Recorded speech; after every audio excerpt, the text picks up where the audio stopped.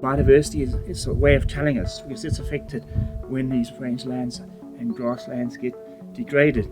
Biodiversity suffers, we lose biodiversity, and then that's an indication that we're not managing these grasslands well. So we really want to keep intact ecosystems that provide a service to the surrounding population.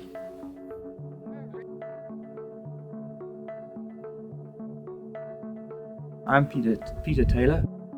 What we're doing here, this is the first of its kind for the Maloti Mountains to do a biodiversity survey of different plants and animals. So people have collected in the past, but much is unknown about this environment. Specialists working on different plants and animals. So I'm interested in the small mammals, the bats and the rodents, but we've got experts from across the range, from plants and insects and to mammals and birds. So it's a sort of group of 12 multidisciplinary team, and we're just going out there and collecting from nature to document what's here. And this is just the first of these Bioblitzes. So we're going to do this for 2 years, a couple of times a year.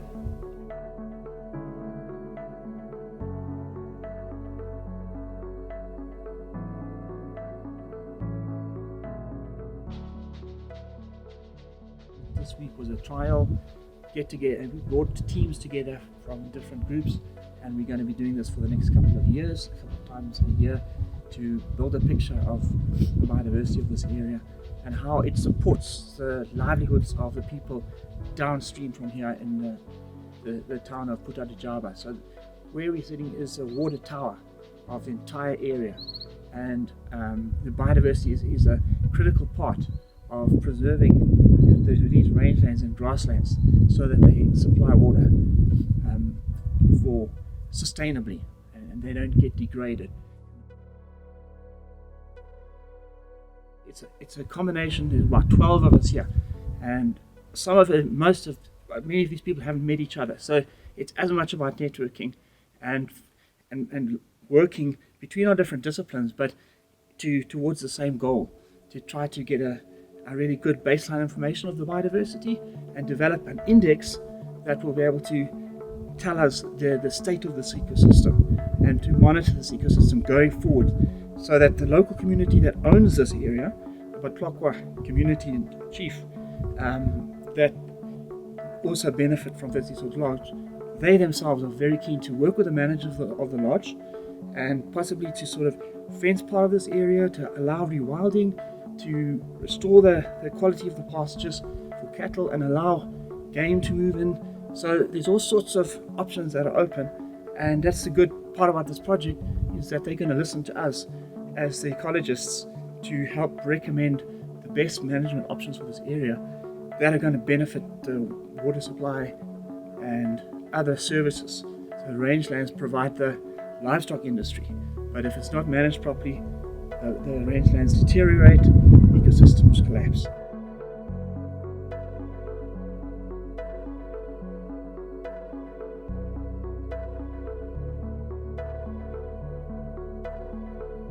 For me, the highlight was that they melded so well together. People that haven't met together, just their passion for nature, whether you work on plants and animals, everybody just got on incredibly well, and there was a great a mood and a great vibe and this desire to work together to this goal. So for me, that was the biggest highlight.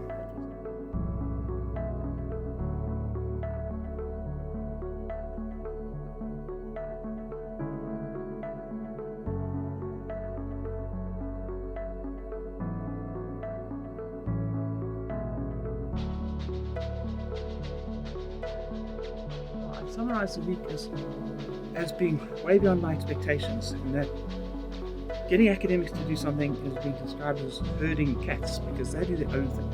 So capturing their attention and getting them to work together. What I would love in the longer term is to see this group grow, because there's other people that couldn't be here that would like to be here. So to see this team of 12 growing and becoming and turning this into a project that's very viable and that the community buys into, so that we don't neglect giving feedback to the community, and that in 2 or 3 years time, this reality of working with the Royal Natal, which are our neighbours, and the possibility of actually fencing in part of this community area with the agreement and excluding cattle and allowing game to move across from Royal Natal, restoring the natural movements of antelope and ungulates that used to move up and down the mountains, improving the rangelands for everybody, improving the tourism potential of Witsieshoek, which is already high.